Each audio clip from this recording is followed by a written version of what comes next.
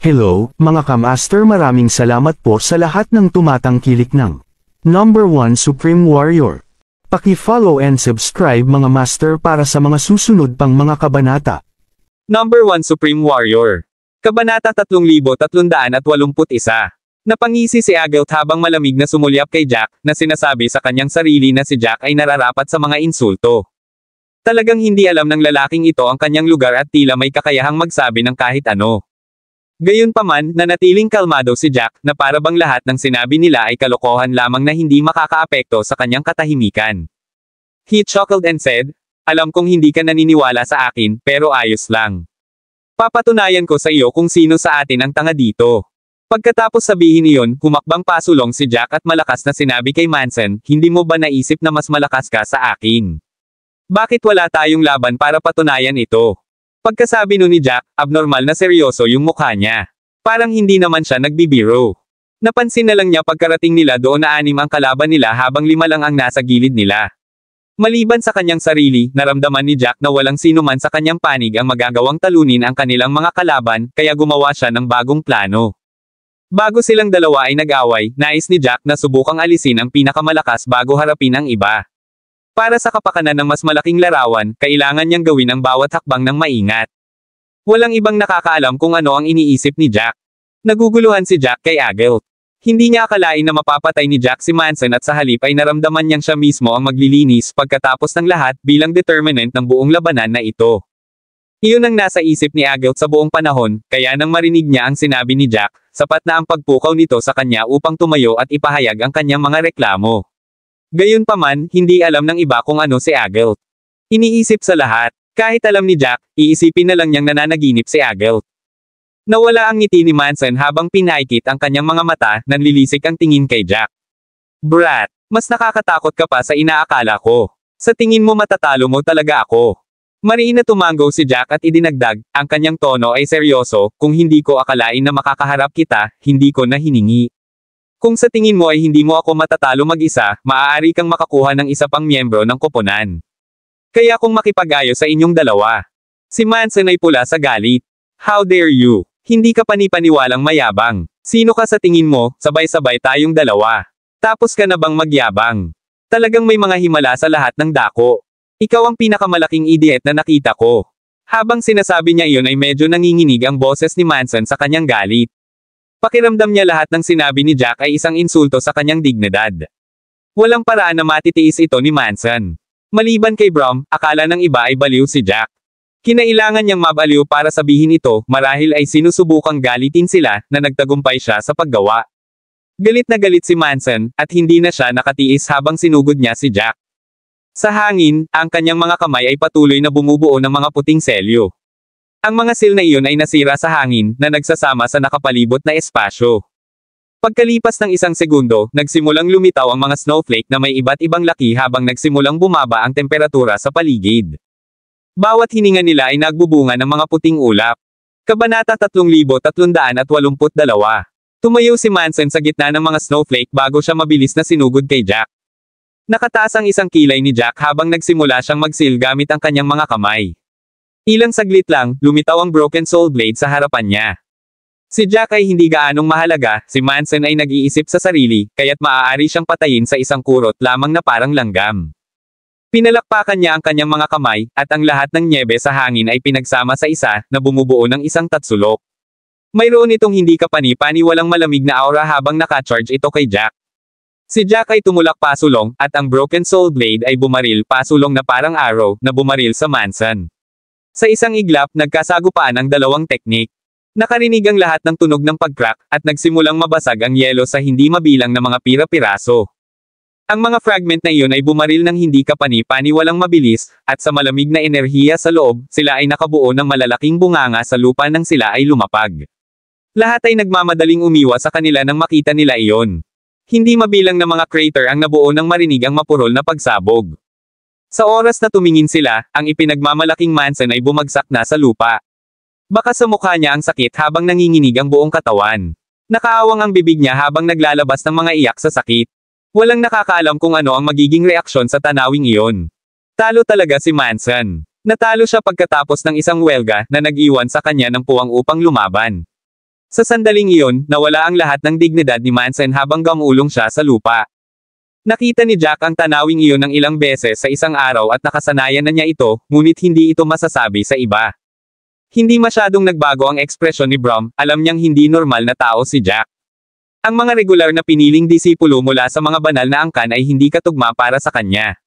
Samantala, ang iba ay nagpupumilit na tanggapin na natalo ni Jack si Manson, lalo na si Agelt. Ang kanyang mga mata ay ganap na dilat, at ang kanyang mga labi ay kumikibot. Tumingin siya kay Manson na umiiyak sa lupa sa paghihirap bago tumingin kay Jack, na kalmado pa rin gaya ng dati. Nagsimula siyang maramdaman na ang mundo ay isang ilusyon at nagsimulang pagdudahan ang katotohanan mismo. Nanaginip ba siya? Kinurot niya ang sarili, at sinabi sa kanya ng sakit na ang lahat ay, sa kasamaang palad, totoo. Talagang napakalakas ni Jack, at hindi siya nagyayabang. Si Manson ay talagang walang laban kay Jack. Huminga ng malalim si Agelt, pakiramdam niya'y saglit siyang natauhan. Ipinaliwanag nito kung bakit naging mayabang ang tono ni Jack, napakatalino niya at may kakayahan na naisalin ito sa kanyang mga aksyon. Walang pakialam si Jack sa iniisip ng iba. Ang kanyang tingin ay nakatuon sa iba pang natitirang mga kalaban. Natigilan si Irving, halata sa kanyang kilos. Nakabuka ang bibig niya, at para siyang na-freeze sa kinatatayuan. Nang tingnan ang eksenang iyon, napakunot ang noo ni Jack nang lumingon siya sa mga nasa likuran niya, anong ginagawa niyo nakatayo lang? Atake! Kung makawala man lang kahit isa, magdudulot sa atin ng gulo. Pagkatapos ay mabilis na isinaaktibo ni Jack ang mga batas ng kalawakan at nawala. Si Uriel ang unang nag-react. Sa sandaling makita niyang nawala si Jack, napuno ng panganib ang kanyang ulo. Hindi man lang siya nagdalawang isip habang hawak niya si Irving at tumalikod para tumakbo. Sa sandaling iyon, wala na siyang pakialam kay Manson, dinala niya ito sa kanyang sarili pagkatapos ng lahat. Nangangahulugan ang katotohanan na labis na nasugatan ni Jack si Manson na hindi sila tugma ni Jack. Hindi siya nagsisinungaling. Kabanata 3383. Sa kanyang husay, maaari niyang harapin ang dalawa sa kanyang mga kalaban ng sabay-sabay. Higit pa rito, mayroon siyang tulong sa kanyang tabi. Kung hindi sila nagmamadali at tumakbo, pagkatapos ay walang katapusang pagpapahirap ang naghihintay sa kanila. Hinailan ni Uriel ang iba at nagsimulang tumakbo palayo. Binilisan ni Jack ang takbo ng kanyang paghabol. Sa sandaling iyon, si Uriel at ang iba ay nag-aagawan na parang aso. Sila ay galit na umatras, hindi man lang alam kung saan sila patungo. Ang alam lang nila ay ito lang ang paraan para mabuhay sila. Pagkaraan ng ilang sandali, naramdaman ni Irving ang isang bagzo ng hangin sa kanyang likuran. Lumingon siya at talagang kinilabutan siya nang makitang nasa likuran niya na si Jack. Itinutok ni Jack ang espada sa kanyang kamay sa likod ni Irving, at napasigaw siya sa takot habang binilisan niya ang pagtakbo. Gayunpaman, mas mabilis pa si Jack kaysa sa kanya. Kumalat ang matinding sakit sa buong pagkatao niya mula sa tinusok ng dibdib niya. Habang nakatingin siya sa ibaba, nakita niya na ang isang kulay abong espada ay tumusok sa kanya, at nabahira ng dugo ang kanyang damit. Sa sumunod na segundo, kumalat mula sa kanyang dibdib hanggang sa kanyang buong katawan ang matinding sakit ng pagkawatak-watek ng kanyang kaluluwa. Para siyang impes na lobo nang gumuho at bumagsak sa lupa. Hinugot ni Jack ang kanyang espada at ipinagpatuloy ang sumunod. Pagkaraan ng isang oras, maliban kay Manson na nagpupumiglas pa rin sa lupa, lahat ay namatay sa espada ni Jack. Nang hamupa ang alikabok, ang mga kasama ni Jack ay nagpalitan ng tingin ng pagkagulat. Dumating sila bilang isang grupo ngunit wala silang silbi habang inayos silang lahat ni Jack. Ang ginawa lang nila ay tumayo sa gilid, tinatakot ang mga kalaban. Pinigilan nila ang kanilang mga kalaban na sabay na umatake kay Jack. Pagkatapos ng lahat, magiging mahirap para kay Jack na humawak ng 6 sa isang pagkakataon. Hindi nagbago ang ekspresyon ni Jack matapos niyang tapusin ang lahat. Dumating siya sa tabi ni Manson bago niya binuhat si Manson at sinabing hindi lumilingon, bumalik tayo. May gamit pa rin ang lalaking ito. Ang pagkilala sa iyong kalaban ay ang susi sa tagumpay. Kailangan nating makakuha ng higit pang impormasyon mula sa kanyang bibig kung gusto nating makasigurado sa ating panalo. Ang mga salita ni Jack ay parang ebanghelyo sa sandaling iyon. Lahat ay nakinig sa kanya. Maging si Agelt ay buong pusong nakinig. Sumunod sila sa likod ni Jack pagdating sa kanilang kuweba kung saan nanatili si Rudy at ang iba pa. Kung tutuusin, mababa sila sa pakikipaglaban at magiging pabigat lang kung susundin nila. Mas mabuting maghintay sila sa mas ligtas na lugar. Nang makita ng mga mandirigma sa kuweba na nakabalik na si Jack at ang iba pa, tuwang-tuwa silang bumangon. Lalo silang natuwa nang makitang may kasama si Jack. Pagkapasok nila sa kuweba, nagsimulang magtanong ang mga mandirigmang naghihintay doon tungkol sa sitwasyon. Ang ilan sa mga mandirigma na mas malapit kay Agout ay nagmamadaling sumulong at nagsabi, Agout, nagsumikap ka. Ginawa rin ng iba, siguradong nagkaroon ka ng isang mahusay na tagumpay. Nakahuli ka pa ng hostage. Kasama mo, kahit na ang mga mandirigma mula sa ikalawang baitang mundo ay walang pagkakataon. Awkward na ibinuka ni Agout ang mga labi, ayaw tanggapin ang papuri.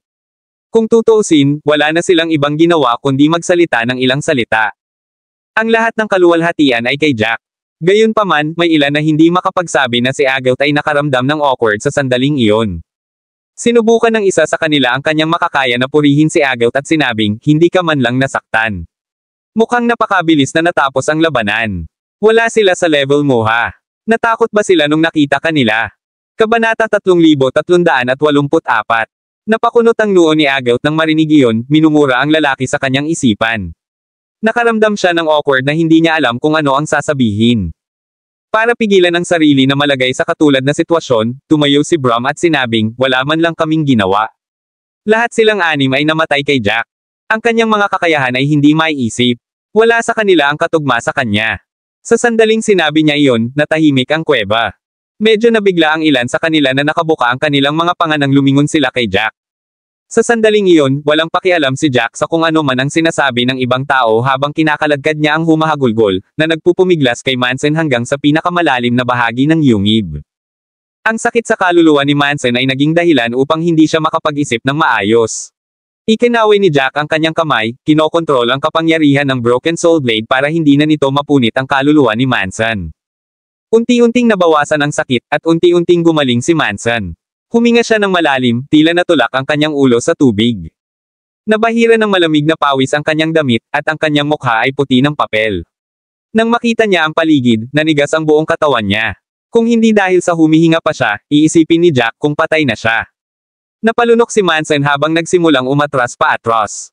Napangiti si Jack habang tinatapik ang balikat ni Manson, malamig na sinabi, wala ka nang magagawa ngayon, kahit nabawasan mo ang iyong mga puntos.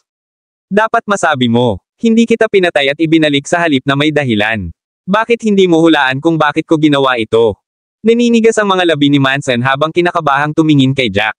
Sobra ang takot sa kanyang puso at alam na niya kung ano ang haharapin niya sa lalong madaling panahon.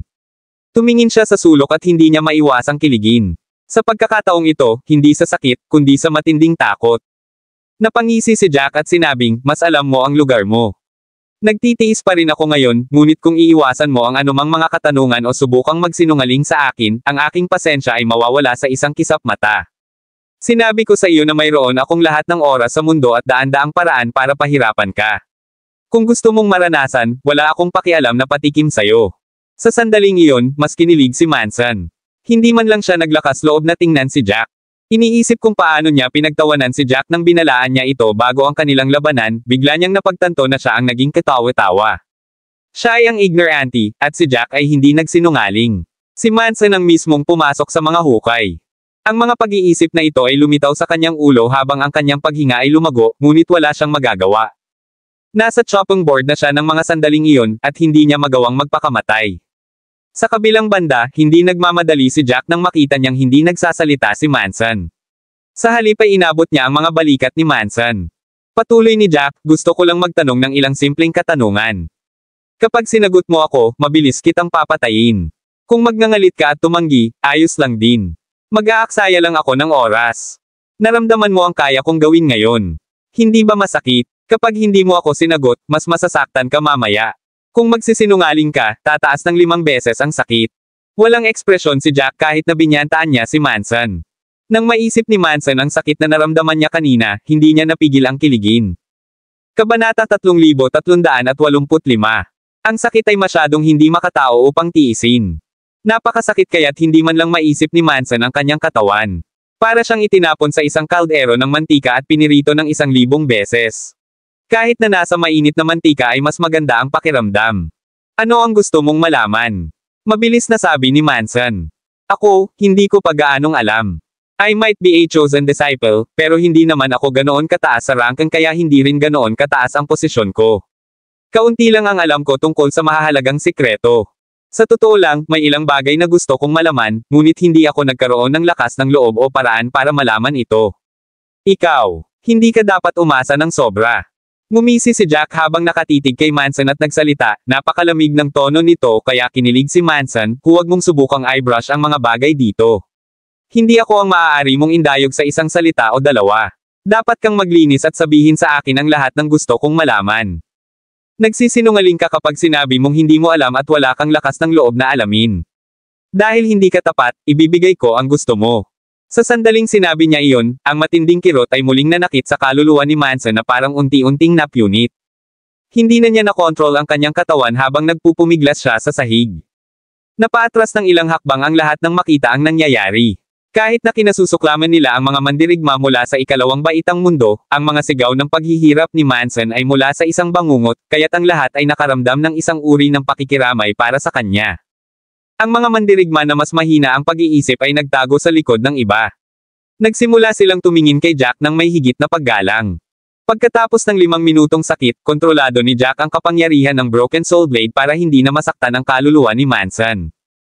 Dahan-daang huminga muli si Manson ng normal, ngunit ang kanyang mukha ay hindi kapani-pani walang mapatla na para bang lahat ng dugo ay nakuha mula rito.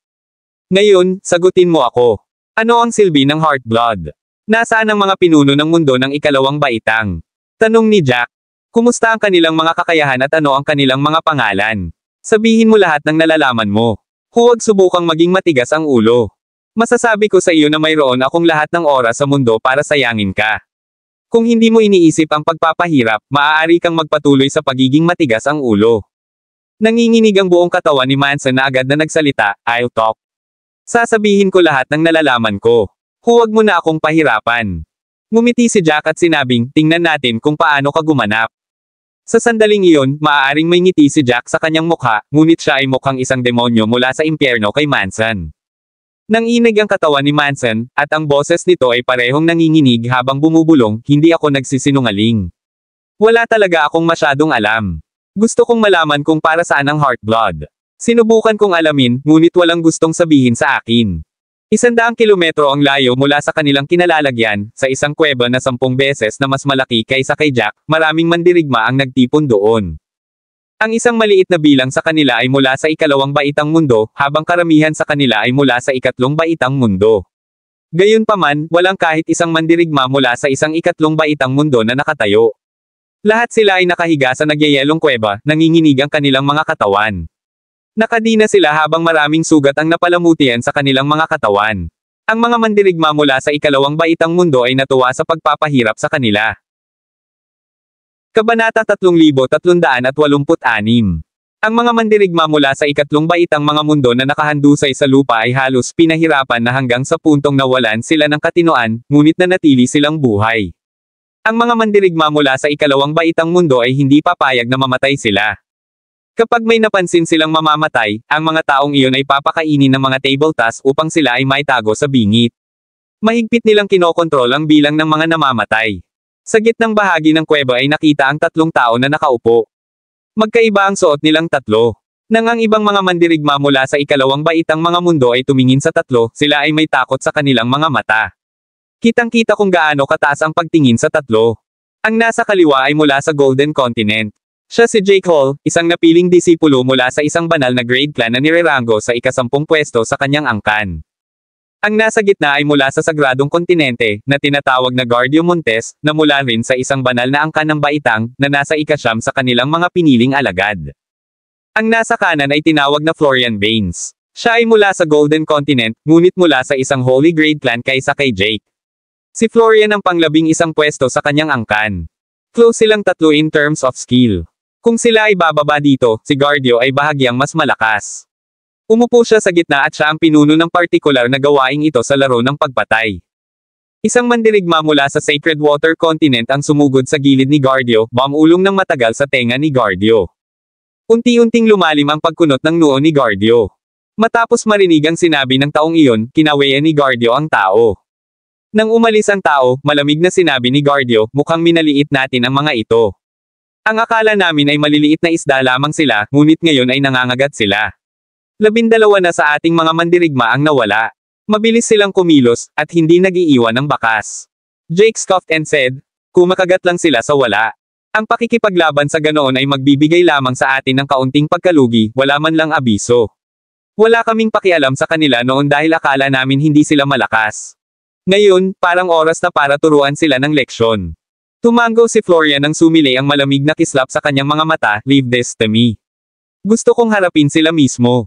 Balatan ko silang lahat ng buhay para malaman nila kung ano ang kahihinatnan ng pagkontra sa atin. Tumingin si Guardio kay Florian, nakasimangot na sinabi, huwag kang masyadong pabaya. Huwag kalimutan, ang napiling alagad ay kabilang sa mga nawawala. Kung hindi sila sanay, namatay na sana sila bago nila magawa iyon. Ngayong nawawala ang lahat ng mga taong iyon, malamang nawala sila sa anumang mabuting kalagayan. Kailangan nating pataasin ang ating pagiging alerto para maiwasan ang anumang pagkakamali. Florian scoffed, not paying it any mind, basura lang sila. Gaano kalaki ng splash ang posibleng gawin nila? Hanggat nandoon ako, wala ni isa sa kanila ang makakatakbo. Dapat ay patay na si Manson at ang iba pa. Gayunpaman, pakiramdam ko, malamang na hindi natalo si Manson dahil sa kanyang husay, ngunit sa halip ay naloko. Kahit gaano mo sila kababa, medyo matalino pa rin sila. Si Manson ay isang impulsive na tao, malamang na nalinlang siya. Tumango si Jake, sang-ayon sa sinabi ni Florian. Pakiramdam ni Guardio ay masyadong magaan ang tingin nila sa mga bagay-bagay. Kahit mapusok at mayabang si Manson, hindi pa rin tulala si Manson. Tiyak na ilalabas niya ang kanyang buong lakas kapag nahaharap sa panganib, ngunit nawalan pa rin sila ng komunikasyon sa kanya sa huli. Nangangahulugan ito na ang sitwasyon ay mas masahol pa kaysa sa naisip nila. Huminga ng malalim si Guardio habang seryosong sinabi, huwag mong isipin na madali silang makitungo. Kahit na sila ay mula sa ikatlong baitang mundo at napagmasdan namin sila, maaaring may mga pagkakamali pa rin. Kung ang ilang eksperto ay nakalusot, kung gayon ang sitwasyon ay magiging mas komplikado. Napalingon si Florian, halatang hindi sang-ayon sa sinabi ni Guardio. Gayunpaman, wala siyang masabi pabalik. Kabanata 3387. Natahimik ulit ang dalawa. Pagkaraan ng mahabang panahon, sinabi ni Jake, magkano pa ba ang kailangan natin? Pagkatapos ng round of torture na ito, kailangan pa nating magpatuloy. Napakahirap ng gawaing ito kaya pinagsisisihan kong tinanggap ito. Kung hindi dahil sa katotohanan na makakapili ako ng dalawang kayamanan para sa aking sarili sa sandaling magbukas ang Vibrant Hall, hindi ko sana tatanggapin ang gawaing ito. Sumama dyan si Florian, obvious naman. Kung hindi lang buksan ang Vibrant Hall, hindi ako mag-aaksaya ng oras dito. Wala akong ganoong libreng oras. Napabuntong hininga si Jake at sinabing, yung mga warriors from third grade worlds are no idiots. Kapag natapos na ang laro ng pagpatay, mapapansin nilang may mali pagkatapos ng 1 o 2 araw. Kung gayon, mas magiging mahirap ang mga bagay kung gusto nating gumawa ng iba pa. Gayunpaman, kailangan nating ipagpatuloy ang paggawa nito. Bumantong hininga si Florian, na malungkot na sinabi, ang maliliit na operasyon na iyon ay nakakuha na sa amin ng heartblood ng 200 tao, ngunit sinabi ng mga nakatataas na 200 ay malayo sa sapat. Ang pagbubukas ng Vibrant Hall ay nangangailangan ng hindi bababa sa 1,000. Kahit 2 o 3,000 ay maaaring hindi sapat. Kailangan natin ng hindi bababa sa 4 hanggang 5,000 para tuluyang mabuksan ang Vibrant Hall. Kung hindi, ang lugar ay hindi nasilyuhan ng ganoon katagal. Kahit na matapos ang 2,500 taon na cycle, walang nagbukas nito dati. Kami ay naglalagay ng maraming pagsisikap sa pagbubukas ng lugar na iyon. Umiling si Jake at sinabing, wala na tayong magagawa. Kung iiwanan natin ito, ang mga mandirigma mula sa iba pang ikalawang baitang mundo ay hindi. Tapos, baka mabuksan pa nila ito bago tayo. Kukuha lang kami ng mga scrap na naiwan. Napabuntong hininga si Guardio habang mahina ang boses, it's a task from the higher-ups and we're forced to complete it. Alam mo kung paano ang mga lalaking iyon. Mapaparusahan tayo kapag hindi natin ito nakumpleto. Kung nangyari iyon, dapat tayong maging masaya kung hindi masyadong masama ang parusa. Hindi man lang tayo magkakaroon ng oras para isaalang-alang ang sarili nating mga benepisyo. Sa pag-iisip tungkol sa lahat ng iyon, si Jake ay labis na nadismaya, ngunit wala siyang magagawa. Habang ang lahat ay nananagoy sa kanilang sitwasyon, biglang nakarinig si Florian ng ingay sa kanyang tainga. Napatingin siya sa ingay, at isang boses ang pumasok sa kanyang ulo. Biglang napatayo si Florian habang nakatingin sa direksyong iyon. Tumingin ang iba kay Florian, at sinabi ni Guardio, sino ang nagpadala sa iyo ng sound transfer? Nakatikip ang ngipin ni Florian habang galit na sinabi, galing ito sa sound array ni Manson, pero hindi si Manson ang nagpadala nito. Ito ang basurang nakahuli kay Manson. Gusto niyang puntahan ako. Gusto niya akong hamanin sa isang tunggalian hanggang kamatayan. Pang-uuyam ni Florian na may itsura. Hindi talaga alam ng lalaking iyon ang kanyang lugar. Pagbibigay ng hamon sa kanya. Naisip ba niya na kaya niyang talunin si Florian dahil lang nahuli nila si Manson? Walang anuman si Manson kay Florian. Ang sino mang makakahuli kay Manson ay wala rin kay Florian. Ngumisi siya at sinabing, dahil gusto na niyang mamatay, pagbibigyan ko siya. Hahayaan ko siyang magdusa sa kahihinatnan ng paghamon sa akin. Pagkatapos niyang sabihin iyon, dali-daling hinanap ni Florian ang nagpadala sa kanya ng mensaheng iyon, ngunit tumayo si Guardio para pigilan siya. Tumingin si Florian kay Guardio at nalilitong sinabi, bakit mo ako pinipigilan? Panipi. Walang magawa ang mga labi ni Guardio, sa loob-loob na isinumpa si Florian sa pagiging manhid. Malinaw niyang sinabi na hindi pangkaraniwan ang sitwasyon, gayunpaman, si Florian ay dinadala pa rin ng sarili niyang emosyon ng napakadali. Sabi ni Guardio, paano kung bitag? Magmamadali ka na lang ba? Kabanata 3388. Hindi lang hindi nagpasalamat si Florian pagkatapos marinig iyon kundi lubos na galit din. Pakiramdam niya ay minamaliit siya ni Guardio sa sinabi niyang iyon. Ano pa kaya ang halaga niya kung hindi man lang niya kayang harapin ang riff-raff mula sa mga third grade world? Nagdududa si Guardio sa kanyang kakayahan sa pagsasabi niyan. Bumantong hininga si Florian at sinabing, sinusubukan nila akong dayain. Sa tingin mo kaya nila? Kahit na ito ay isang bitag, ito ay malalampasan sa harap ng ganap na kasanayan. Wala sa kanila ang katapat ko. Higit pa rito, hindi ako magdadala ng mas kaunting mga lalaki kaysa sa kasama nila. Pahirap lamang ang naghihintay sa kanila. Papatayin sila na parang wala. Habang sinabi niya iyon, si Florian ay hindi kapani-pani walang mapagmataas. Para bang walang makakapantay sa kanya. Nang marinig iyon ni Guardio ay walang magawa ang kanyang mga labi. Marami pa siyang gustong sabihin, pero halatang hindi nakikinig si Florian. Gusto ni Florian na pumasok sa bitag ng kamatayan. Ang kanyang sariling mga pagkiling ay nagpababa sa kanya ng tingin sa mga third grade world warriors, at ipinaramdam sa kanya na ang mga mandirigmang iyon ay walang magawa sa kanya. Kaya pala naging pride siya.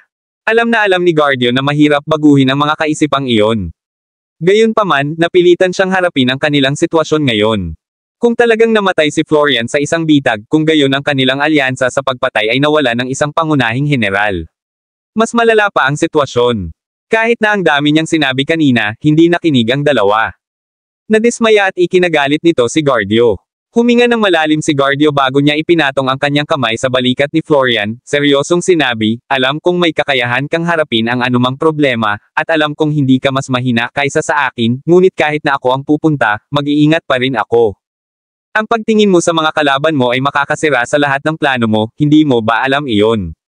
Kahit na ang mga mandirigmang iyon mula sa ikatlong baitang mga mundo ay hindi kasing lakas natin sa kabuuan, hindi mo pa rin sila maaaring baliwalain at pakiramdam mo ay hindi ka magagapi.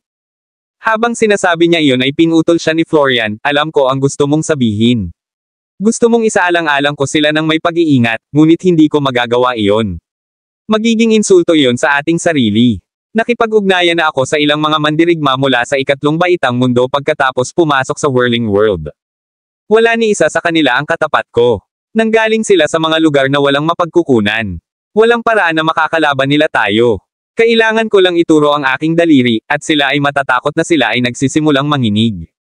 Kung kailangan kong igalang ang mga taong ito, ano pa ang silbi ng pag-aaral kong lumaban?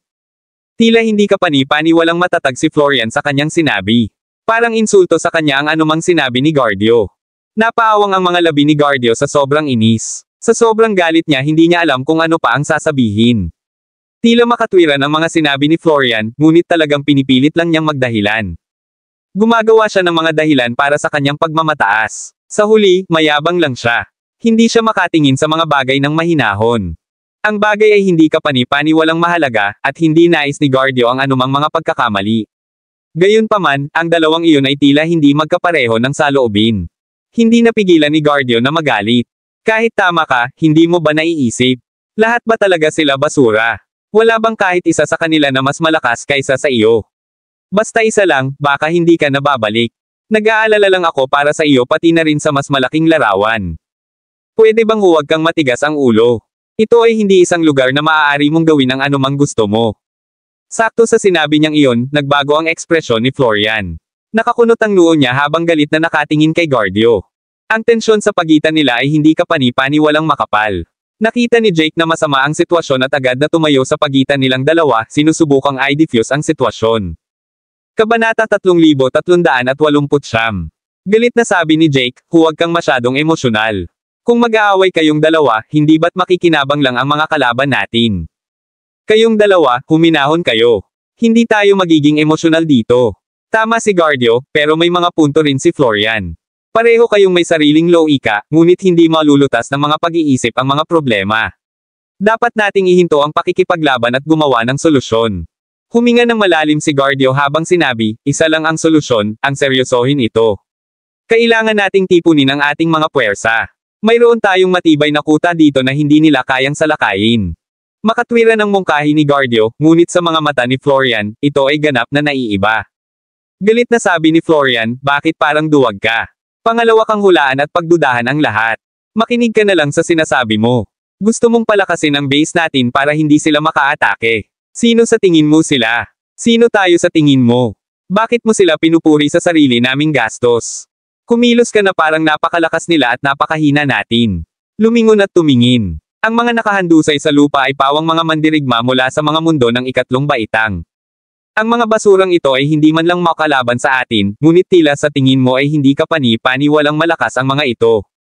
Nang marinig iyon ni Guardio ay nanginginig siya sa galit. Pakiramdam niya ay isang ganap na tulala si Florian, na inuuna ang kanyang pagmamataas at dignidad kaysa sa anumang bagay. Sa sandaling iyon, galit na galit si Guardio, dahil sa tingin mo na ang mga mandirigma mula sa ikatlong baitang mundo ay lahat ng basura, kung gayon sabihin sa akin kung paano namatay ang 20 mandirigma na iyon. Bakit nahulog si Manson sa kanila? Hindi ba napiling alagad si Manson? Kung napakahina nila, paano nila siya nakuha? Nang marinig iyon, tumigas ang ekspresyon ni Florian. Gusto niyang sumagot pero pinigilan siya ni Guardio, stop trying to argue. Ang mga normal na mandirigma mula sa mga mundo ng ikatlong baitang ay talagang walang anuman, ngunit kailangan mong aminin na mayroon silang malalakas na mandirigma sa kanila. Ang sitwasyon ay tulad nito dahil may isang bagay na hindi mahuhulaan sa kanila. Ang hindi inaasahang kadahilanan na iyon ay nakakaapekto sa buong sitwasyon. Kung impulsive ka, mahuhulog ka sa bitag nila. Pinadalhan ka nila ng mensahe dahil gusto kanilang akitin na harapin ka. Halos isinisigaw ni Guardio ang lahat ng iyon. Nagalit din siya, pero mukhang hindi nakikinig si Florian. Pakiramdam ni Florian ay parang minamaliit lang siya ni Guardio, at nabulag siya ng damdaming iyon. Galit na sagot niya, baka matakot ka, pero hindi kami. Tumanggi akong maniwala na papatayin nila ako kapag pumunta ako doon. Pagkasabi noon ay itinulak ni Florian si Jake at Guardio. Sa sandaling iyon, ganap siyang kumikilos mula sa galit sa kanyang puso, at hindi nakikinig sa anumang payo. Maging si Jake ay naramdaman na masyadong emosyonal si Florian. Gayunpaman, alam ni Jake na hindi na makikinig si Florian sa iba.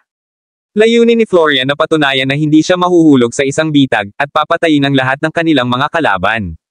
Kumaibot ang mga labi ni Guardio, hindi itinuloy ang pagtigil kay Florian sa kanyang kinatatayuan. Kabanata 3370. Pagtingin sa pag-address ni Florian, ang tanging nagawa ni Guardio ay bumantong hininga. Nilinggan ni Jake si Guardio na walang magawa, masyado ba tayong nag-iingat? Hindi mahina si Florian. Kung hindi tayo magpipigil, walang maraming mandirigma mula sa mga ikatlong baitang mundo na maaaring tumugma sa kanya. Bago niya simulan ang laro, tiningnan na namin ang lahat ng kalahok na mandirigma, tinatansya ang kanilang husay. Lahat ng mga bihasang mandirigma ay nasa aming mga talaan. Maaaring mapusok si Florian, ngunit hindi siya tanga. Bago pa siya makatapos ay pinigilan siya ni Guardio. Lumingon si Guardio at sinabing, bakit nakakulong pa rin ang ulo mo sa hangin? Sa kung paano napunta ang mga bagay, hindi mo ba nakikita na mayroong isang bagong variable sa mga mundo ng ikatlong baitang? Hindi namin napansin dati. Tama ka, napagmasdan na namin silang lahat bago magsimula ang laro ng patayan, ngunit maaaring may mga mad ulash. Kung ang taong na-miss natin ay hindi kapani-pani walang malakas, mas malakas pa sa akin o sa iyo, tapos na tayo kung hindi natin ito seryosohin. Naninigas ang ekspresyon ni Jake. Bulong niya, talaga. May bagong variable ba talaga? Huminga ng malalim si Guardio bago siya nagalit, naniniwala ako na mayroon, kaya dapat nating planuhin ang pinakamasama. Upang maiwasan ang anumang sorpresa sa paghinto sa aming daloy ng Heartblood, hindi kami maaaring umalis sa lugar na ito. Hindi ko mapigilan si Florian, kaya oras na para mag-isip ng bagong plano. Kailangan nating magplano para sa wakas. Inilabas ni Florian ang 6 na lalaki mula sa kuweba. Nagsimula siyang magtungo kung saan nagmula ang tunog. Napuno siya ng hindi mapigil ang galit. Gusto niyang patayin ang lahat ng humahamon sa kanya. Gayunpaman, pinananatili pa rin niya ang kanyang rasyonalidad, gaano man siya kagalit. Unti-unting lumipas ang oras, at sa wakas ay nakarating sila sa isang luntiang kapatagan. Ang kapatagan ay walang limitasyon. Wala man lang may tago. Napuno pa ng berdeng damo ang buong bukid. Wala ni isang puno ang nakikita. Huminga ng malalim si Florian nang makita ang kapatagan. Ito ay isang magandang lugar para sa isang hamon. Imposibleng magtago doon. Lumingon si Florian sa mandirigmang nasa likuran niya at sinabing, "Kayong lahat, huwag kayong mag-alala. Hindi ko hahayaang kontrolin ako ng galit ko. Kung masyadong maraming kalaban, pwede naman tayong umatras na lang ng walang kahihinatnan. Kung wala silang ganoong karaming tao, maaari na lang nating i-charge forward at ilipat sila pababa. Iparamdam sa kanila kung gaano tayo kagaling, at hayaan silang pagsisihan ang lahat." Tumango ang lahat ng kapwa niya disipulo nang sumang-ayon sila kay Florian. "Florian, ang galing mo. Talagang dadalhin mo kami sa tagumpay." Mabilis na malalaman ng mga third grade World Warriors na ito kung gaano kalawak ang agwat sa pagitan natin. Pagsisisihan natin ang pagkontra nila sa atin. Sa pagharap sa mga salitang iyon ng paggalang, labis na nasisiyahan si Florian sa mga bagay-bagay. Kinasusuklaman niya si Guardio dahil sa sobrang pag-iisip ng mga bagay-bagay, palaging nangungulit at nagpipigil. Ito ay hindi masaya sa lahat. Sa kasamaang palad, si Guardio ang pinakamalakas sa tatlo at pinuno rin ang gawaing ito. Noong nakaraan, malamang na mas magalang si Guardio kahit ano pa ang sabihin ni Florian. Nakiusap si Guardio kay Florian na mag-ingat. Kabanata 3391. Sa pagkakataong ito, lumaban siya kay Guardio, kaya naglabas siya ng ilang mga pagkabigo. Habang tumatakbo ang mga kaisipang iyon sa kanyang isipan, isang grupo ng mga figure ang naglalakad patungo sa kanila mula sa malayo. Napakalayo nito, at hindi nila masabi kung ilang tao ang naroon. Hindi napigilan ni Florian na makaramdam ng kaunting pag-aalala. Matalino man siya para umatras kung masyadong maraming kalaban, ayaw niyang umalis para pagtawanan lang ni Guardio. Pagkalipas ng 5 minuto, mas naging malinaw ang mga numero. Sa sandaling iyon, masasabi niya kung gaano karaming tao ang naroon. Natutuwang ngumiti si Florian, "Wolo lang sila. Ito ay mabuti. Hindi na natin kailangang umatras, kung gayon. Mapapatay natin silang lahat."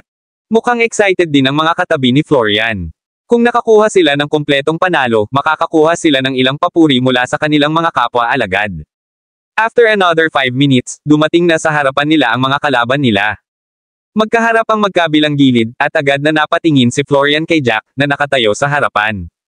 Tinuro niya si Jack at sinabing, "Ikaw ba ang nagpadala ng mensahe? Ikaw ang nagsabi ng lahat ng iyon." Matapat na tumango si Jack. Napatingin siya kay Florian bago siya tumingin sa mga mandirigma sa likod ni Florian. Kalmado ang tono ni Jack, "Ikaw lang ba ang nandito? Hindi ba sumama si Guardio at Jake sayo?" Nakakuha si Jack ng maraming impormasyon mula kay Manson. Maliban sa pinakamahalagang bagay, alam na niya ang lahat ng kailangan niya. Alam niya na ang taong nakatayo sa kanyang harapan ay si Florian, isang Holy Grade Clan disciple na nasa ika-11 pwesto. Si Florian ay isang mapagmataas at mayabang na tao, isang taong may higit na talino kaysa sa utak. Nang marinig ang mga salita ni Jack, muling sumibol ang galit ni Florian. He scoffed, "Brat, sino ka sa tingin mo? Sa tingin mo ba kailangan namin ng napakaraming haharap sa iyo? You should be proud that I'm here to kill you, and yet gusto mo pa kaming tatlo na harapin ka. Sobra-sobra mo ang sarili mo." Sabi ng isang mandirigma sa likod ni Florian, "Tama. Sino ka sa tingin mo? Sa tingin mo ba ikaw ang pinakamataas na disipulo ng isang banal na baitang angkan? Madali kang papatayin ni Florian. Hindi na kailangan ng iba pa sa kanila. Kahit ako ay madali kang mapatay, lalo na si Florian." Si Jack ay hindi mukhang galit sa mga salitang iyon. Sa halip, mas naging kalmado ang pakiramdam niya. Mahilig siyang humarap sa mga kalaban na ganoon. Kung mas mababa ang tingin nila sa kanya, mas madali para sa kanya. Napatingin siya kay Agot at sa iba pang katabi. Kahit na hindi pa niya nakitang lumaban si Agot o Brom, matansya niya ang kanilang lakas. Tiyak na kaya nilang mag-stall para sa oras, ngunit ang pag-asa sa kanila na manalo ay imposible. Magiging mabuti lamang sila para sa pagtigil, at kakailanganin ni Jack na gawin ang natitira. Isa pa, walang tiwala si Jack sa kanila. Huminga ng malalim si Jack habang malamig na tumingin kay Florian, "Gaano ka man kahilig magyabang, iniisip ko pa rin na isa kang grupo ng basura. Florian ka, di ba? Parang proud ka sa sarili mo. Ang kayabangan ay kailangang i-back up. Bakit hindi mo ako ipaglaban sa sarili mo? Kung kaya mo akong talunin, aaminin ko ang pride mo, pero kung hindi mo kaya gagawin ko ang gusto ko sa iyo." Si Jack ay nagplano sa paggamit ng parehong diskarte laban sa kanila. Kung haharapin niya ang pinakamalakas, kung gayon ang iba ay magiging madaling harapin. Kabanata 3372. Nang marinig ni Florian ang mga salita ni Jack, napamura siya sa galit. Pareho siya ng reaksyon ni Manson. Ang dalawa sa kanila ay may halos parehong personalidad. Inaasahan din ni Jack ang tugon na iyon. Natatawang sabi ni Florian, sa tingin mo ako ang nagbubante ng papuri sa sarili ko. Nakakatuwa yung sinasabi mo kasi dapat ako yung nagsasabi sa'yo. Nakakatuwa ka. I wonder kung anong nasa ulo mo. Habang sinasabi niya iyon ay malamig na tumingin si Florian kay Jack na para bang tulala siya. Kahit anong tingin ni Florian sa kanya, ganoon pa rin ang kalmadong ekspresyon ng mukha ni Jack. Parang walang makakaapekto sa mood niya. Kalmadong nagpatuloy si Jack, lahat naman ay marunong magmayabang, pero hindi marami ang makakasuporta nito. Ganun pa rin ang sasabihin ko. Kung ikaw ay napakayabang, pagkatapos ay gamitin ang iyong mga kakayahan upang patunayan ang iyong sarili. Kung hindi, yabang ka pa rin. Pagkasabi niya nun, naglakad na si Jack. Ang kanyang mga kamay ay patuloy na gumagalaw, na bumubuo ng selyo pagkatapos ng selyo. Aatake na sana siya na ikinagulat ni Florian. Umawang ang labi niya, hindi inaasahan na seryoso si Jack. Naisip ni Florian na sinusubukan lang ni Jack na manggulo. Hindi niya inaasahan na si Jack ay talagang lalabas para labanan siya ng mag-isa. Napasimangot si Florian habang iniisip ito. Pakiramdam niya ay kailangan niyang turuan ng leksyon si Jack. Gayunpaman, bago siya gumawa ng anuman, naramdaman ni Florian na may mga bagay pa siyang kailangan niyang linawin. Nanunuya siya habang nakataas ang isang kilay, na nagsasabing, ang pag-aaway mo ng mag-isa ay pabor sa iyo. Gayunpaman, pakiramdam ko ay dapat kong ibigay sa iyo ang iyong kahilingan dahil gusto mong mamatay. Ako mismo ang magtuturo sa iyo ng leksyon. Pero, kailangan mong sagutin ang isa sa mga tanong ko bago iyon. Tumawa si Jack at sinabing, sinusubukan mo bang tanungin ako kung paano nahulog si Manson sa aking mga kamay? Napaawang ang labi ni Florian nang sumilay ang pagkagulat sa kanyang mga mata. Matalino si Jack, nahuhulaan kung ano ang gusto niyang sabihin bago pa man niya ito sabihin. Patuloy ni Jack, nakipag-away sa akin si Manson. Natalo siya, at nahuli ko siya. Iyon ang nangyari. Ngumisi si Florian, tumanggi akong maniwala dyan. Kahit gaano man kaoy na si Manson, napili pa rin siyang disipulo ng isang banal na angkan. Hindi man siya ganoon kataas ang ranking, solid pa rin ang kanyang kakayahan. Siguro gumamit ka ng ilang mga trick upang mahuli siya, at sa palagay ko ay malamang na gusto mo ring gawin ang parehong sa akin. Gayunpaman, dapat kang huminto sa mga kaisipang iyon. Sa harap ng ganap na kasanayan, ang iyong mga pakulo ay walang halaga. Nagtaas ng kilay si Jack na halos matawa na. Gumamit talaga siya ng ilang trick. At tama si Florian, ginamit ni Jack ang parehong mga trick kay Florian. Sayang lang at hindi siya pinaniwalaan ni Florian nang siya ay tapat. Dahil iyon ang nangyari, ayaw ni Jack na mag-aksaya ng oras. Natawa siya at sinabing, maaari mong isipin kung ano ang gusto mo, ngunit hindi ko talaga gusto ang pakikinig sa walang kabuluhang Saturday, at hindi rin ako mahilig makinig sa mga taong nagyayabang. Kung talagang malakas ka, ipakita mo sa akin. Hindi na kailangang magpatuloy pagkatapos ng sinabi. Galit na galit si Florian sa casual na ugali ni Jack. Ang mga salita ni Jack ay hindi kapani-pani walang masakit sa kanyang pandinig. Sinabi ni Florian, dahil gusto mong mamatay sa aking mga kamay, ibibigay ko ang iyong hiling. Kabanata 3373. Pagkatapos sabihin iyon, sumugod siya sa hangin, patuloy na bumubuo ng selyo. Biglang umalangaw-ngaw ang kulog sa kalangitan habang pinupuno ng lilang kidlat ang kanilang paligid. Maririnig ang boses ni Florian, ang teknik na ginagamit ko ay ang Lower Ultimate God Rank Technique, ang Army Destroyer. Naabot ko na ang ikalawang yugto ng pamamaraan, at isang hiwa na lang ang layo ko sa pagkabisado nito. Maraming mga henyo ang namatay sa pamamaraang ito. Dapat ipagmalaki mo na kinakaharap mo ito. Nang marinig iyon ni Jack ay natawa siya habang dahan-daang binubuo ang kanyang tugon. Ang Broken Soul Blade ay nabuo at lumutang sa harap ni Jack.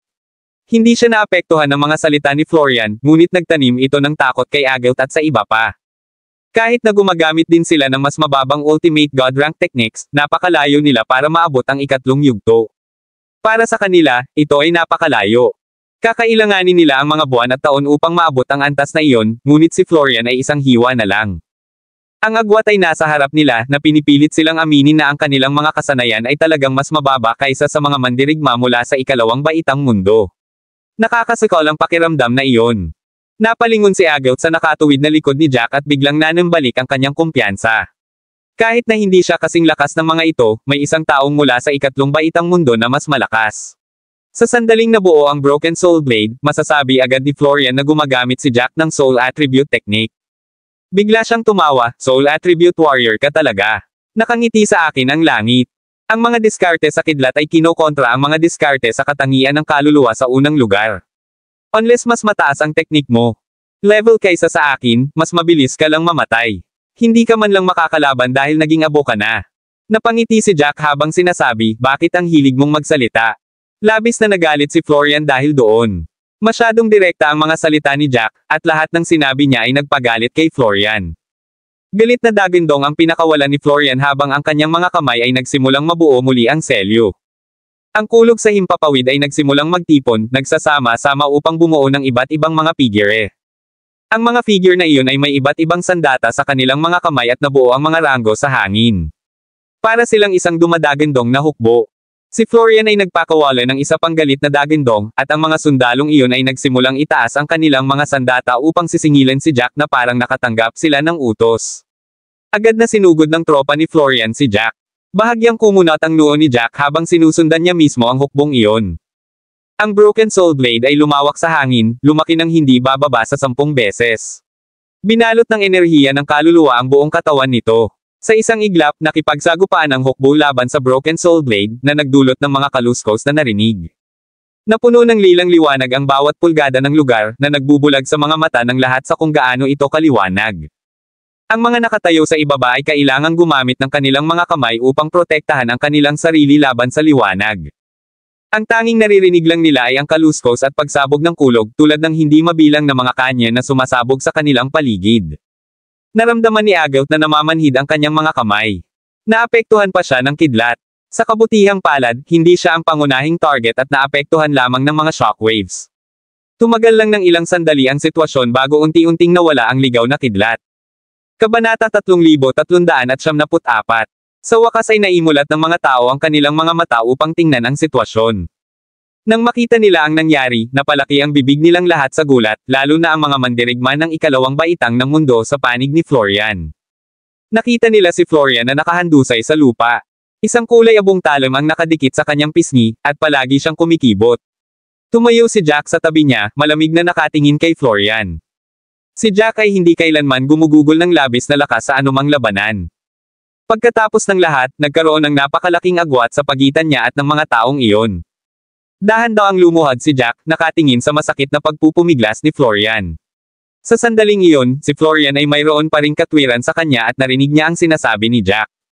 Napakababa ng boses ni Jack habang bumubulong, tama ka, natural na kinokontra ng lightning attribute ang soul attribute, maliban na lang kung mas mataas ang teknik na ginagamit ko kaysa sa iyo, walang paraan na manalo ako. Tama ka. Ang ginagamit ko ay mas mataas kaysa sa iyo. Gumagamit ka lang ng lower ultimate god rank technique, habang ang Soul Sky na ginamit ko ay storm god rank technique. Ito ay isang buong kaharian na mas mataas kaysa sa iyo. Kaya lang hindi ka talaga kapareha sa akin. Hindi man lang ako mahawakan ni Manson. Ang mga salita ni Jack ay nagdulot kay Florian ng malalim na kawalan ng pag-asa. Kung hindi niya nakita ang husay ni Jack ay iisipin niyang nagsisinungaling si Jack nang marinig niya iyon.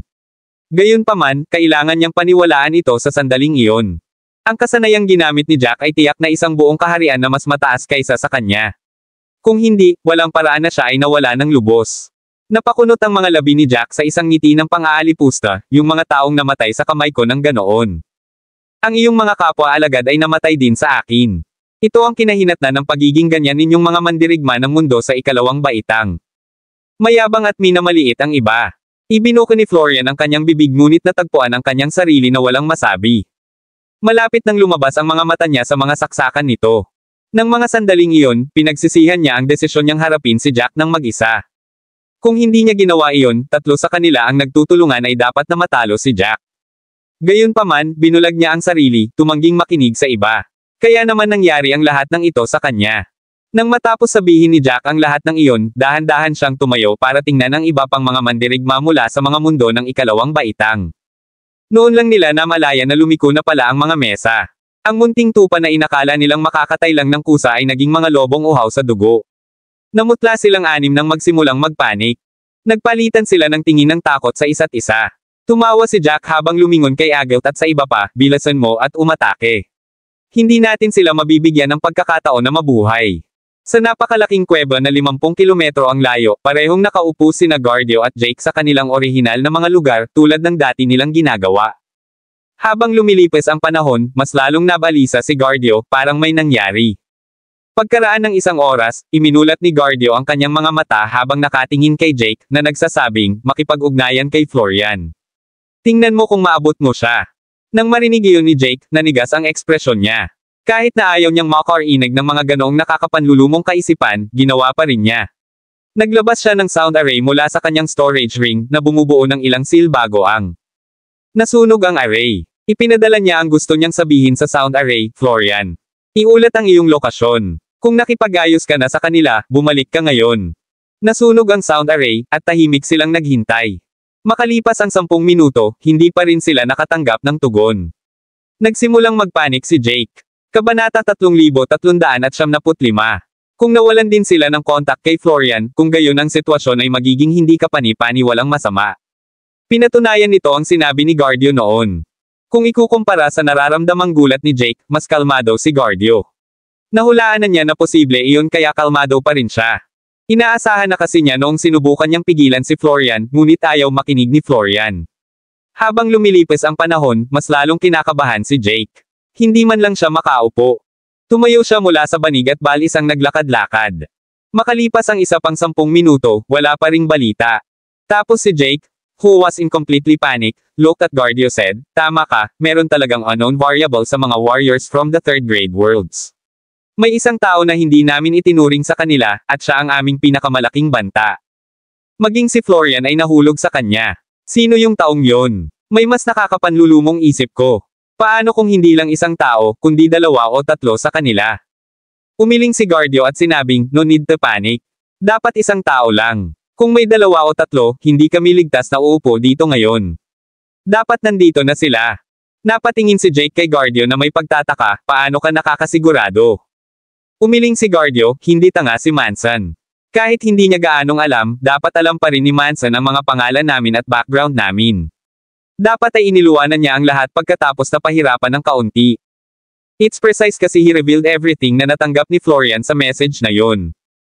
Dahil alam na nila ang lahat, ngunit hindi nagbago ang kanilang mga plano, nangangahulugan ito na wala silang kumpiyansa na talunin kaming lahat.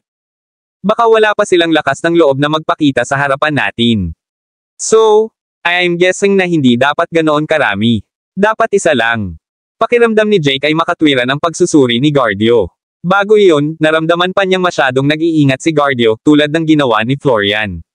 Sa wakas ay naunawaan niya na sila ni Florian ang naging mapusok. Hindi lang sila impulsive, kundi tanga. Nahulog sila sa plano ng kanilang kalaban, at tapos na si Florian. Karaniwang nawalan sila ng braso, at lalala lang ang sitwasyon. Nagsimulang magpanik si Jake. Paikot-ikot siyang naglakad habang nag-aalalang sabihin, ano ang susunod nating gagawin. Hindi natin pwedeng hayaan na lang silang hampasin tayo. Kailangan nating gumawa ng paraan. Hindi na tayo pwedeng mawalan pa ng mga lalaki.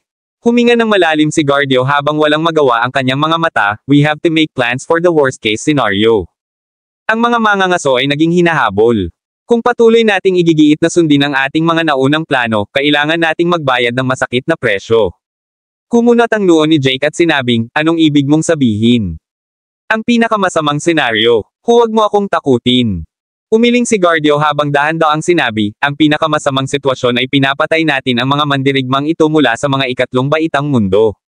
Kung tutuusin, isa lang ang paraan para makaalis sa lugar na ito. Kapag naahit na ang 100 tao, makakaalis na tayo sa lugar na ito dahil magtatapos na ang laro. Gayunpaman, kailangan nating tiisin ang kanilang galit pagkatapos nating makalabas. Mas mabuti pa rin ito kaysa mamatay. The moment na sinabi niya na parang sinampal ng ilang beses si Jake, you're saying that we have to end the game to save ourselves. Walang magawang tumango si Guardio. Si Jake ay mukhang hindi kapani-paniwalang impes habang siya ay umupo muli sa banig. Nanginginig ang mga labi niya habang sinasabi, paano nangyari ito? Ayoko na. Gusto ko siyang makilala. Kahit 1 o 2 lang, dapat pa rin nating makita kung sino ang taong iyon. Kabanata 3376. Naintindihan naman ni Jake ang sinasabi ni Guardio. Nang marinig niya iyon, alam niyang naghahanda na si Guardio para sa pinakamasama, upang bawasan ang kanilang mga pagkatalo hanggang sa pinakamababang posibleng bilang. Gayunpaman, kahit na ano, gusto pa rin ni Jake na makita ang taong iyon. Gusto niyang maalala kung ano ang hitsura ng taong iyon, at gusto niyang maalala ang pagkatalo na ito magpakailanman. Napabuntong hininga si Guardio, hindi sumagot kay Jake. Mabilis na sabi ni Jake, alam kong gusto mong tapusin ang larong ito ng patayan, at dagdagan ang bilang ng nasawi sa 120. Dahil napagdesisyonan mo na nagawin iyon, wala na akong sasabihin. Isa lang ang hiling ko, kailangan kong makita ang taong ito. Kailangan nating makita kung ano ang hitsura niya at alamin ang kanyang pangalan. Pagkalabas namin, sisisihin agad kami. Huli na para tingnan ang mga bagay-bagay. Makahulugang tiningnan ni Guardio si Jake habang nakakaramdam ng pagkadismaya. Gusto niyang makita kung sino rin ang taong iyon, ngunit para matigil ang anumang hindi inaasahang sorpresa, mas mabuti kung tapusin niya kaagad ang laro ng pagpatay upang panatilihing mababa ang kanilang pagkatalo hanggat maaari. At least, magagamit pa rin nila ito bilang dahilan kapag nakalabas na sila. Kung hindi, hindi sila papayagan ng mga taong iyon ng madali. Ang plano ay dapat na walang palya, ngunit ito ay ganap na gumuho. Nakuha lang nila ang kalahati ng inaasahang heartblood, kaya siguradong hindi masaya ang taong iyon. Siguradong mapaparusahan siya. Napabuntong hininga si Guardio bago siya seryosong nagsabi, hindi natin pwedeng hayaang diktahan ng emosyon natin ang ginagawa natin. Alam kong gusto mo talagang makilala ang taong iyon, ngunit kung makikita natin siya at may anumang aksidenteng mangyari, magdaranas tayo ng mga pagkalugi na hindi natin dapat maranasan. Tatanungin tayo pagkalabas natin, at mas malala pa ang mga parusa natin. Ang orihinal na parusa ay sapat na para sa amin na tiisin, kung ito ay mas masahol pa, hindi mo ba alam kung gaano kalubha? Maghihirap tayo. Ang mga salitang iyon ang naging dahilan ng pag-freeze ng bibig ni Jake. Siya ay tumingin hindi kapani-paniwalang mapula habang siya ay bumaantong hininga ng malungkot. Ang mga taong iyon ay hindi kailanman magpipigil upang makamit ang kanilang mga layunin. Inutusan silang tatlo na tapusin ang gawain, at hindi ito isang bagay na maaari nilang tanggihan. Kung gumawa sila ng mabuti, makakakuha sila ng mga kamangha-manghang gantimpala. Kung hindi, agad silang tatanungin at ikulong pa. Pagkatapos, sa sandaling umalis sila sa whirling world, walang magandang naghihintay sa kanila. Sa sandaling naisip ni Jake ang tungkol sa hinaharap, naramdaman niyang ang orihinal na maliwanag na kalangitan ay ganap na natatakpan ng madilim na ulap. Napakadilim ng kinabukasan na baka mahulog siya sa hukay kung hindi siya mag-iingat. Lalong nakaramdam ng takot si Jake, pero ayaw niyang sumuko, novel drama. Mariin niyang ikinuyom ang kanyang mga kamao habang nakakuyom ang kanyang mga ngipin at sinabing, grabe na rin naman. Paano kung lumala ito? Para maiwasan ang anumang hindi inaasahang aksidente, maaari tayong gumawa ng bagong plano. Ayokong umalis ng ganon-ganon lang. Kahit alam kong hindi ako kapareha sa kanya at hindi namin siya kayang labanan ng dalawa ng magkasama para sa plano, gusto ko pa rin siyang makilala. Gusto kong malaman kung sino ang nagpilit sa atin sa ganitong estado. Napabuntong hininga si Guardio, hindi inaasahan na ganoon kitigas ang ulo ni Jake. Ayaw na niyang ituloy pa at bahagyang tumango, sang-ayon sa hiling ni Jake. Pinaikit ni Jake ang kanyang mga mata, iniisip si Florian. Aniya, hindi ganoon kabilas papatayin ng taong iyon si Florian. Malamang na magtatagal pa siya sa pag-alam ng higit pang mga bagay mula sa bibig ni Florian. Sa tingin mo ba makakatagal si Florian? Kabanata 3377. Nagtaas ng kilay si Guardio. Hindi niya kailanman pinapansin si Florian, pakiramdam niya ay isa lamang mainit na ulo si Florian na walang pakialam. Napatunayan ng katotohanan na tama ang hatol ni Guardio kay Florian. Si Florian ay isang simpleng tao lamang. Kung medyo matalino lang siya at medyo hindi mayabang, hindi mangyayari sa kanya iyon. Sa pagkakataong iyon, hinailan na si Florian sa kuweba kung nasaan si Rudy at ang iba pa. Kinaladkad ni Jack si Florian sa kuweba na parang baboy. Sa sandaling iyon, nabawi na ni Florian ang kanyang pagiging makatuwiran. Gayunpaman, ang kanyang kaluluwa ay labis na napinsala na siya ay isang paylay na. Maliban kung umiinom siya ng isang mahimalang gamot, hindi siya mabubuhay ng mas mahaba kaysa sa 2 araw. Napatingin ang lahat ng ihagis ni Jack ang lalaki sa loob, at lahat sila ay nakakuyom ng damdamin. Sinabi na ni Manson sa kanila ang lahat ng nalalaman niya. Sa sandaling iyon, alam nilang isa si Florian sa 3 pinuno ng alyansa. Napakaraming 3rd grade World Warriors ang namatay sa kamay ni Florian. Hindi sila magagalit kung ang mga mandirigmang iyon ay pinatay lamang sa isang welga, ngunit nakita nila kung paano pinahirapan ang mga mandirigma mula sa mga ikatlong baitang mundo. Puno ng galos ang kanilang mga katawan, at nanlaki ang kanilang mga mata bago sila namatay. Sila ay pinahirapan ng hindi makatao. Ang lahat ng mga tanawing iyon ay malalim na nakatanim sa isipan ng lahat ng mga mandirigma mula sa mga mundo ng ikatlong baitang. Siya ang nagayos ng kanilang mga aksyon. Ang isang mandirigma mula sa Chaos Continent ay hindi napigil ang maglakad ng ilang hakbang pasulong, sinusubukang talunin siya, ngunit siya ay pinigilan. Calm down? Galit tayong lahat dito. Hindi mo kailangang magmadali para bugbugin siya. Ang katotohanan na ibinalik siya ni Jack na buhay ay nangangahulugan na si Jack ay may sariling mga plano. Kung sinira mo ang kanyang mga plano, mali ka. Napagtanto ng taong iyon na masyado siyang padalos-dalos. Galit pa rin siya, pero nakatayo lang siya sa gilid at nanlalaki ang mga mata na nakatitig kay Florian. Lahat ng iba ay galit na galit ding nakatingin kay Florian. Kung nakakamatay lang ang tingin, 1,000 beses nang namatay si Florian. Lumuhad si Jack sa tabi ni Florian at malamig na tumingin sa kanya. Bahagyang nanginginig ang labi ni Florian habang hinihingal, gusto nang umatras. Gayunpaman, siya ay isang tao na mas gugustuhin na mawala ang kanyang buhay kaysa sa kanyang dignidad, kaya hindi siya umatras. Sa halip, tiningnan niya si Jack sa mata, hindi inaamin ang pagkatalo. Napangiti si Jack, medyo matigas ang ulo mo. Hindi ka ba nag-aalala na pahihirapan kita mamaya? Nagtakip ng ngipin si Florian at sinabing, anong kalokohan ang sinasabi mo? Isa na akong nakaupong pato dito. Magagawa mo lahat ng gusto mo sa akin. Pahirapan mo lang ako kung ano man ang nararamdaman mo. Gayunpaman, hindi ako aamin ng pagkatalo no matter what. Huwag mo nang isipin ang pagkuha ng anumang balita mula sa akin. Paano kung malakas ka? May mga taong mas malakas kaysa sa iyo mula sa ikalawang baitang mundo. Maghihiganti sila para sa akin. Galit na sinabi ni Florian ang lahat ng iyon habang nakatitig kay Jack. Napabuntong hininga si Jack. Mas matigas ang ulo ni Florian kaysa sa mga nahuli niya noon. Naiintindihan man niya na dadaan siya sa matinding pagpapahirap, tumanggi siyang aminin ang pagkatalo. Walang dahilan si Jack para pakialaman ang katigasan ng ulo ni Florian. Mahinahon niyang sabi, 2 lang ang daan sa harap mo. Maaari mong sagutin ang anumang itanong ko nang hindi nagsisinungaling. Kabanata 3378. Ang pangalawang opsyon ay ang manatili kang matigas ang ulo hanggang sa huli, ngunit sisiguraduhin kung titiisin mo ang pinakamasakit na pagpapahirap sa mundo. Wala rin akong planong patayin ka. Hahayaan kitang umalis sa larong ito ng patayan. Makukuha mo ang iyong mga kapwa-alagad na mag-ingat at subukang pagalingin ka. Gayunpaman, may ipapaalam ako sa iyo. Ang iyong kaluluwa ay nasugatan na. Maliban kung mayroon kang ilang banal na gamot, ikaw ay magiging isang taong patay na naglalakad. Pahihirapan ka tuwing nabubuhay ka. Puputulin ko ang mga paa mo, para hindi ka na mamatay. Hindi naman siguro matiis ng mga kapwa mo disipulo na basta-basta ka nalang patayin ng ganyan. Magmamasid ka habang patuloy kang nagdurusa, sinusubukang gamitin ang lahat ng paraan para iligtas ka. Ito ay magiging walang silbi.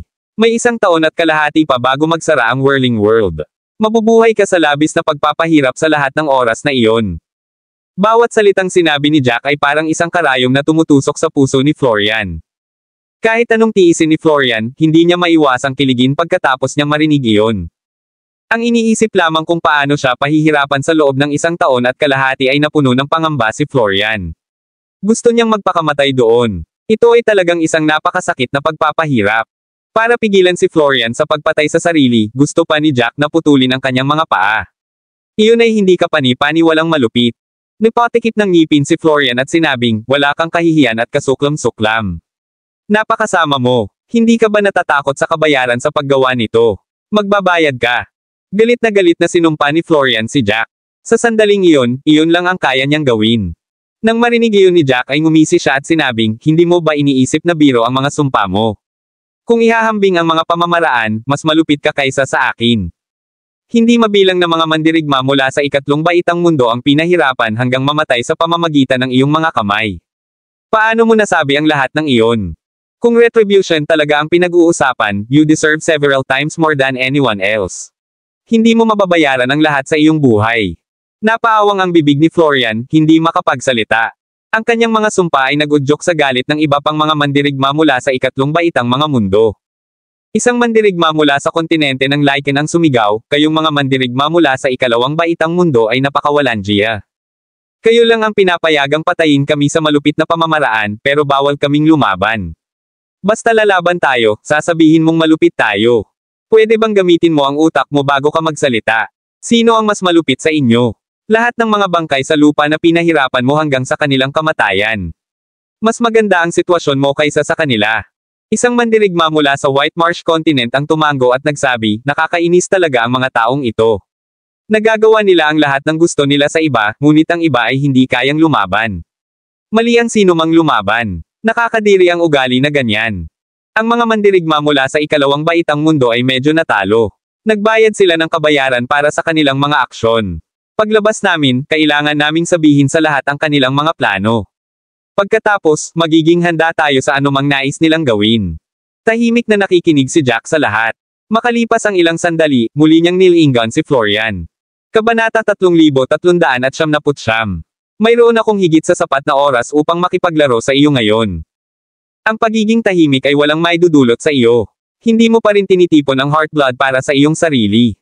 Malamang ay iniipon mo ito para sa iyong mga kapwa-alagad, di ba? Sinusubukan mo bang maging tapat sa kanila sa pamamagitan ng hindi pagsasabi ng kahit ano? Kalmado ang tono ni Jack habang sinasabi iyon na parang wala man lang importanteng sinasabi. Alam na alam ni Jack na dahan daw ang ibababa ni Florian ang kanyang bantay kapag sinabi niya iyon. Ito ay dahil ang isang taong mayabang at mapagmataas na gaya ni Florian ay hindi kailanman magiging tunay na tapat sa sinuman. Tiyak na ginawa niya ito para sa kanyang sariling kapakanan. Oo naman, tama si Jack. Nag-iba ang ekspresyon ni Florian nang marinig iyon. Unti-unting nawala ang matigas niyang ekspresyon nang magsimulang lumibot ang kanyang mga mata sa paligid, at iba't ibang mga pag-iisip ang lumitaw sa kanyang ulo. Tama iyon. Nagpapakita lang ba siya ng loyalty sa kanyang panganay na senior sa pamamagitan ng pagiging matigas ang ulo? Bakit kailangan niyang gawin iyon? Siya ay hindi kailanman nakakuha ng anumang mga benepisyo karaniwang, at siya ay maaalala lamang kapag may isang bagay para sa kanya upang gawin. Higit pa rito, napilitan pa siyang pumayag na parusahan ng malupit kung hindi niya matatapos ang gawain. Sa pag-iisip pa lamang tungkol doon, nakaramdam ng hindi kapani-paniwalang kalungkutan si Florian. Bakit kailangan niyang maging loyal sa taong iyon? Bakit kailangan niyang magdusa ng husto para sa kapakanan ng taong iyon? Ano ang mapapala niya rito? Kung titignan lang kung paano nakangiti si Jack habang sinasabi ang lahat ng nakakakilabot na mga bagay tulad ng pagputol ng mga paa at pagpapahirap sa kanya ay parang mababaliw na siya. Pagbabayad ng ganoong halaga para lang maprotektahan ang isang lihim na hindi man lang sa kanya. Paano iyon naging katumbas ng halaga? Nakahinga ng maluwag si Florian sa katuluyang nagbitiw sa sarili. Malungkot ang tono niya at may bahid ng pag-aatubili, tama ka. Kahit na itago ko ang aking mga sikreto, walang mag-iisip na nagawa ko pa rin ng maayos. Bakit kailangan kong gawin ang lahat para sa kanya kung wala naman siyang ginagawa para sa akin ng normal? Nang marinig iyon ni Jack, gumaan ang pakiramdam niya. Kumunat ang noo ni Florian at sinabing, kailangan mong mangako sa akin. Hanggat sinasabi ko sa iyo ang lahat ng aking mga lihim, bibigyan mo ako ng isang mabilis na kamatayan. Ayoko nang mabuhay pa. Tumango si Jack bilang pagsang-ayon. Matapos ang isang buntong hininga, nagpatuloy si Florian, gusto mong malaman kung para saan ang heartblood, di ba?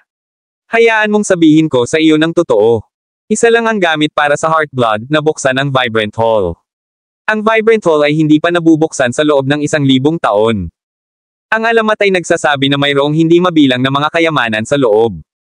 Matapos makapasok sa bulwagan, ang sinumang makapasa sa mga pagsusulit ay makakakuha ng higit pa. Ang ilang mga tao ay sumikat sa kasanayan dahil sa mga kayamanang ito, na lubos na nagbabago sa kanilang sariling mga antas. Ang kanilang kapangyarihan ay tumaas ng husto kaya sila ay naging mga nangungunang disipulo ng kanilang mga angkan. Sa pagsasabing iyon, si Florian ay nagkaroon ng hindi kapani-paniwalang seryosong tono. Kitang-kita kung gaano kahalaga sa kanya ang Vibrant Hall. Inisip niya ang kanyang sitwasyon at pakiramdam niya ay wala nang kinalaman sa kanya ang lahat ng iyon. Sabi niya na may maamong mukha, ang pagbubukas ng Vibrant Hall ay nangangailangan ng maraming heartblood. Dahil ito ang kakanyahan ng isang tao may napakalaking kapangyarihan dito. Ang pagnanais na buksan ng Vibrant Hall ay nangangailangan ng hindi bababa sa heartblood ng 3 hanggang 4,000 tao. Hindi mo rin magagamit ang heartblood mula sa mga regular na mandirigma. Kailangan nilang maging mas malakas. Walang kwenta ang pagpatay sa mga mandirigma sa mababang antas. Kabanata 3400. Nang marinig iyon, sumilay ang pagtataka sa mga mata ni Jack, ngunit mabilis niya itong itinulak pababa. Walang magawang sinabi ni Florian, dapat ay sinundan ko sila sa loob at kumuha ng ilang kayamanan pagkatapos ng gawain, ngunit wala na itong kinalaman sa akin. Kung nagawa mong makapasok, kumuha ng mas maraming kaya mo. Ang lahat sa loob ay kamangha-manghang. Maraming mandirigma ang nagbago ng kapalaran dahil sa Vibrant Hall. Nakakunot ang noo ni Jack habang tinanong niya ang isang bagay na mahalaga, nasaan ang Vibrant Hall? Sumagot si Florian, ang Vibrant Hall ay kabilang sa antas ng 2 lungsod. Hanggat papasok ka sa isang antas ng 2 lungsod, mahahanap mo ito. Iyon ay dahil ang Vibrant Hall ay ang pinakahalatang lugar sa antas ng dalawang lungsod. Kahit na mahanap mo ito, hindi ibig sabihin na makapasok ka. Kailangan mo pa rin ng maraming heart blood para makapagbigay ng enerhiya. We planned out everything precisely because of that. Ang mga mundo sa ikalawang baitang ay nakikipagkompetensya rin sa iba pang mga mundo ng ikalawang baitang.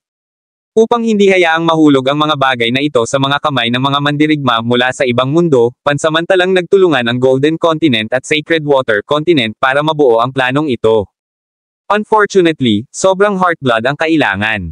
Kahit na pagkatapos ng napakatagal na panahon, nagawa lang naming ipunan ang heart blood ng ilang daang tao.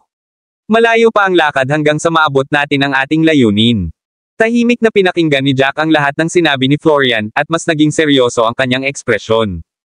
Baka sa mukha niya ang pag-aalala, pakiramdam na kailangan niyang gumawa ng ilang mga plano ng maaga. Dahil napakaraming kamangha-manghang bagay sa Vibrant Hall, hindi ito makaligtaan ni Jack. Kailangan niyang pumasok sa Vibrant Hall nang bumukas ito gaano man ito kadelikado. Huminga ng malalim si Florian habang nakatingin kay Jack, "Can you kill me now? Ayoko nang mabuhay." Tumanggaw si Jack, kinuha ang kanyang kulay abong espada mula sa kanyang storage ring. Sa pag-atake na sana niya, biglang may sumulpot na apoy sa harapan ni Florian. Nagtaas ng kilay si Jack. May nag-activate ng sound array na patuloy na nagpapadala ng mga mensahe kay Florian. Gayunpaman, si Florian lang ang nakakarinig nito, walang ibang nakakarinig. Nang marinig iyon ni Florian, nagbago ang kanyang ekspresyon.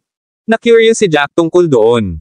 Hindi kailanman nag-react si Florian sa alinman sa mga naunang mensahe, ngunit tila may narinig siyang kamangha-mangha sa pagkakataong ito. Kumunat muna ang noo niya bago tumingin kay Jack na parang hindi alam ang sasabihin. Sumimangot si Jack at sinabing, "Sabihin mo lang sa akin kung ano ang gusto mo. Wala nang dapat pigilan pa." Napaisip si Florian at pumayag ito, kaya nagsimula siyang magsalita, "Inimbitahan ka ni Guardio na magkita sa lugar kanina. Sinabi niyang ayaw kanyang awayin pero gusto lang niyang makitang masatisfy mo ang curiosity niya." Nang marinig iyon, nagulat si Jack. Alam niyang alam na ng dalawa pa na nahuli si Florian. Naisip ni Jack na mag-iingat sila pagkatapos malaman iyon. Gayunpaman, talagang inanyayahan nila siya na makipagkita sa kanila. Gusto daw nilang masatisfy ang curiosity nila. Ano ang dapat malaman? Hindi napigilan ni Jack na mapamura, pakiramdam na sila ay walang katotohanan.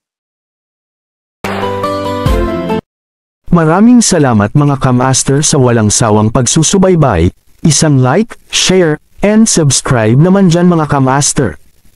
Abangan ang susunod pang mga kabanata.